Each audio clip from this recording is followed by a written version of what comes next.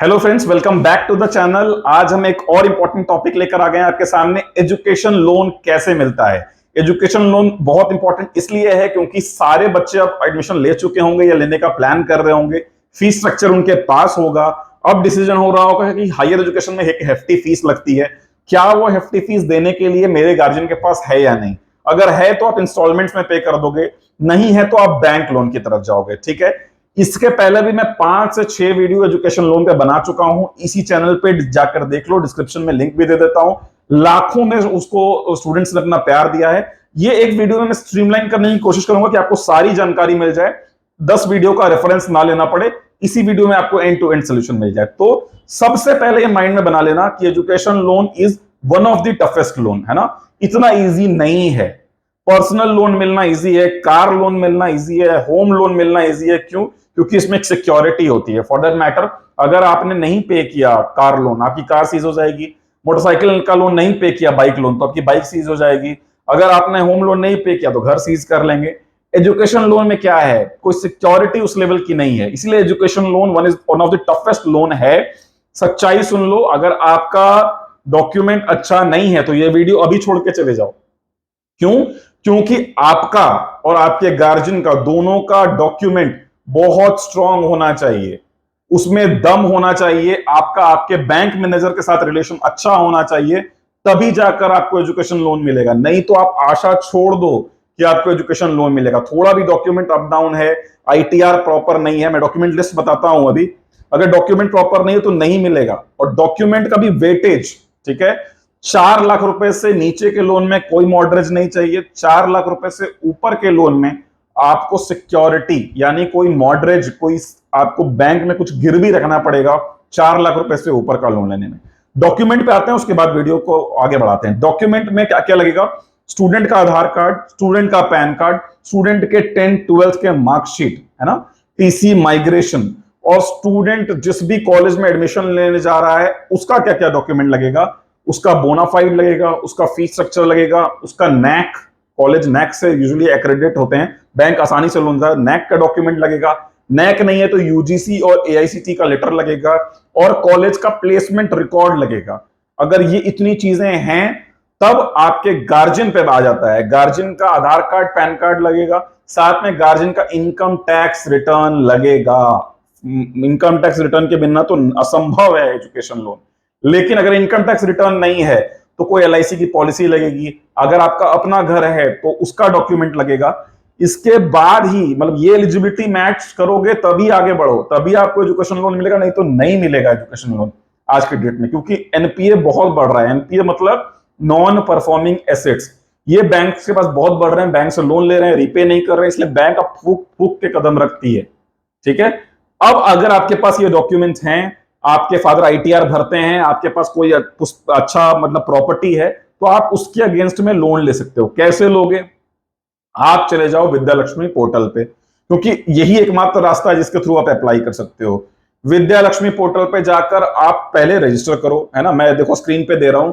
आप सबसे पहले जाओ और यहां पर जाकर अपना नाम, ईमेल आईडी, फोन नंबर डाल के रजिस्टर कर लो। रजिस्टर डालने के बाद, करने के बाद लॉग इन कर लो। यहाँ पे नेसेसरी डिटेल्स पूछेंगे, आपका पूरा पोस्टल एड्रेस पूछेगा, आपका एकेडमिक क्वालिफिकेशन पूछेगा।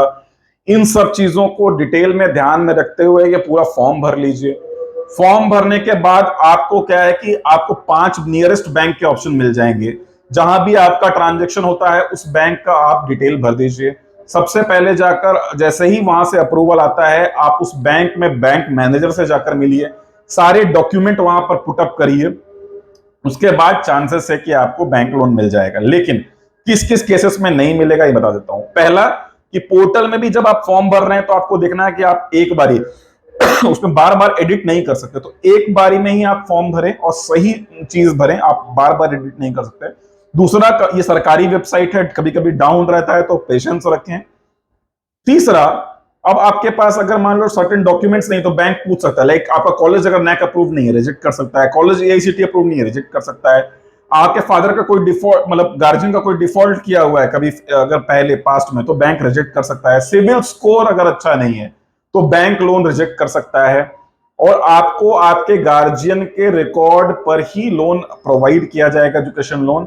इसके अलावा आपका और किसी भी तरह का बहुत ब्लड रिलेशन हो गया तो शायद से बैंक एंटरटेन कर ले, कोई भैया दीदी हो तो उनके डॉक्यूमेंट पे एंटरटेन कर ले, बट आपके गार्जियन ही आपके लोन के को बोरोवर रहेंगे। ठीक है, यहां तक क्लियर हो गया। अब एक और चीज कर लो कि रीपेमेंट कैसा करना पड़ता है। तो जो भी आपका ग्रेजुएशन का पीरियड होगा या पोस्ट ग्रेजुएशन का पीरियड होगा, जो भी पढ़ाई का ड्यूरेशन होगा, मान लो 3 साल की आप पढ़ाई पढ़ रहे हो, तो वो 3 साल प्लस 1 साल बैंक और टाइम देगी आपको कि आप जॉब में आ जाओ, और जब आप जॉब में आ जाते हो तब आपको लोन रीपेमेंट करना शुरू करना पड़ता है। तो बैंक इंटरेस्ट कैसे चार्ज करती है? आपको बैंक एक ईएमआई के बेसिस पे आपसे रिटर्न लेती है, और बैंक जैसे मान लो 50,000 रुपए फर्स्ट सेमेस्टर में आपको डिसबर्स किया बैंक ने आपको, तो उस 50,000 रुपए पे इंटरेस्ट चार्ज होना शुरू हो जाता है। फिर सेकंड सेमेस्टर में 50,000 शुरू किया तो अब कितने हो गए? 1 लाख रुपए हो गए। अब 1 लाख पे इंटरेस्ट लगना शुरू हो जाएगा। थर्ड सेमेस्टर में फिर 50,000 दिया, मैं एक एग्जांपल दे रहा हूं, तो अब 1.5 लाख रुपए पे बैंक इंटरेस्ट लेना शुरू कर देगी। ऐसे आपका इंटरेस्ट कैलकुलेशन शुरू होता है, और 3 साल के ग्रेजुएशन के बाद चौथे साल से जो है आप रीपेमेंट करना शुरू करते हो। यूजुअली जो सरकारी बैंक है वो 5 से 7 साल का टाइम देती है, और प्राइवेट बैंक भी 5 साल का टाइम देती है। ज्यादा भी डिपेंडिंग अपॉन, आज नई स्कीम आ गई है, डिपेंडिंग अपॉन द सिचुएशन ये टाइम ज्यादा भी हो सकता है, और आपको उसके थ्रू एजुकेशन लोन मिल सकता है। ठीक है, इसके अलावा कई तरह की एनबीएफसी आ गई हैं जो कि इंटरेस्ट फ्री लोन देती हैं, जहां पे कोई इसी तरह का इंटरेस्ट नहीं लगता है, प्रोसेसिंग फीस लगती है। जैसे आप बजाज फाइनेंस के थ्रू फ्रिज, टीवी, एसी खरीदते हो नो कॉस्ट ईएमआई पे, कुछ इसी तरह का कॉन्सेप्ट है। ये क्या करते हैं, आपकी फीस को मंथली ईएमआईज में डिवाइड कर देते हैं। इसमें कुछ लीडिंग प्लेयर्स की बात करो तो फाइनेंस पीयर और लिक्विड लोन्स, ये कुछ लीडिंग प्लेयर हैं जो कि इस एनबीएफसी में बिजनेस में है, और ये एजुकेशन लोन प्रोवाइड करते हैं। और इसमें किसी तरह का कोई इंटरेस्ट नहीं लगता, 0% इंटरेस्ट पे ये चार्ज करते हैं। इनके लिए भी अप्लाई ऑनलाइन ही करना पड़ता है। ऑनलाइन जाकर आप अप्लाई करिए, अप्लाई करने के बाद 24 से 48 आवर्स के अंदर अप्रूवल आता है। अप्रूवल आने के बाद आपको ये बैंक जो है वो डिसबर्स कर देते हैं लोन, लेकिन ये आपको नहीं करता, ये डायरेक्ट कॉलेज के अकाउंट में करेंगे, और आपकी महीने महीने जैसे ईएमआई के जैसा सेट हो जाएगा। लेकिन इसमें एक चीज याद रखना कि आपको पूरा पढ़ाई का टाइम नहीं मिलता, आपको इमीडिएटली, मतलब इस महीने आपने एडमिशन लिया, अगले महीने से आपको रीपेमेंट करना शुरू करना पड़ता है। लेकिन इसमें कोई इंटरेस्ट भी चार्ज नहीं होता। बैंक लोन में टाइम मिलता है तो इंटरेस्ट चार्ज होता है, इंटरेस्ट फ्री लोन में टाइम नहीं मिलता तो इंटरेस्ट भी चार्ज नहीं होता है। तो अपने अपने तरह के प्रोस एंड कॉन्स है। कमेंट करो ज्यादा से ज्यादा क्या जानकारी चाहिए आपको और क्या क्वेश्चन चाहिए, मैं कमेंट में ही आंसर कर दूंगा।